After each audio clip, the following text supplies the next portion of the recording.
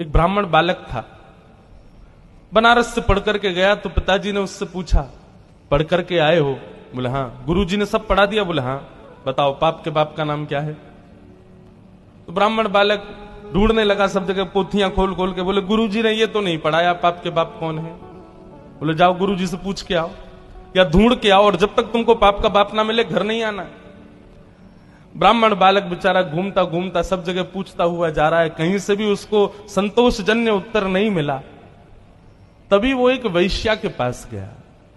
थी वो वैश्या, लेकिन ब्राह्मण बालक को नहीं पता था। सुंदर घर बना था, बाहर गौ माता बैठी है, तुलसी का पौधा लगा है। उसने सोचा कोई वैष्णव का घर है, थोड़ा कुछ अन्न जल ग्रहण कर लेता हूं। भीतर जाकर के जैसे ही बैठा, वैश्या ने जल पिलाया।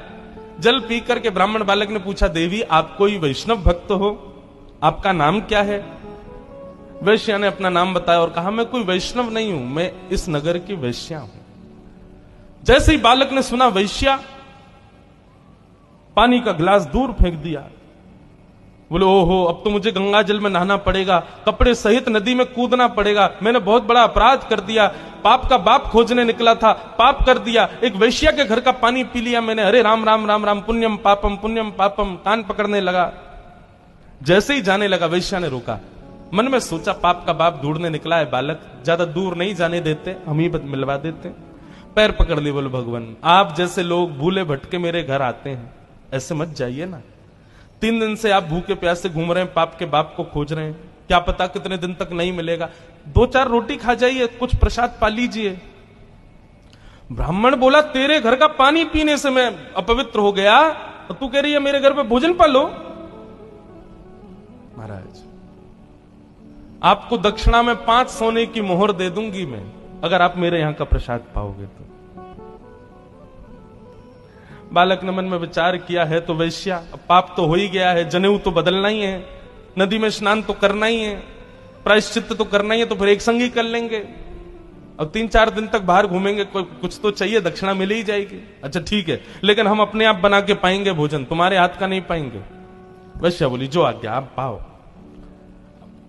रोटी बनाने के लिए बैठे तो वैश्या बोली, मेरे घर पर आप आए और आप अपने हाथ से रोटी बना रहे हो, मुझसे देखा नहीं जा रहा। मैं 5 की जगह 7 सोने की मोहर दे दूंगी, रोटी मुझे बनाने दो। हाथ धो करके बालक उठ गया। बोले लो बनाओ। वैश्या ने रोटी आदि बना करके थाली में रख करके सन्मुख पधरा दिया।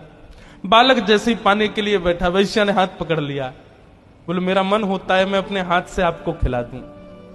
बालक बोला, भाग जाओ यहां से, तुम्हारे हाथ का पाऊंगा मैं, तुम्हारे हाथ से खाऊंगा।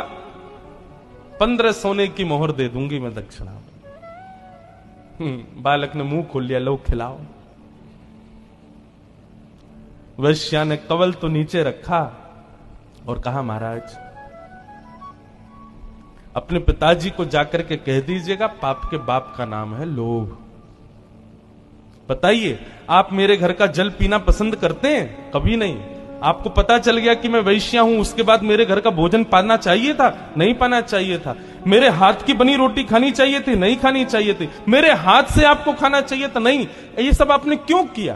बोले तुम्हारी श्रद्धा। बोले श्रद्धा नहीं, झूठ मत बोलिए, सब दक्षिणा। महाराज, पाप के बाप का नाम है लोभ। लोभ किसे कहते हैं? जितना प्राप्त हो उससे अति की कामना, इसको लोभ कहते हैं। पिताजी से जाकर के कह देना, पाप के बाप का नाम लोभ है। ब्राह्मण बालक ने वैश्या के चरण पकड़ लिए। बोले धन्यवाद, आप तो मेरी गुरु हो, मैंने आपको किस रूप में देखा, पर आपने तो मेरे चक्षु खोल दिए।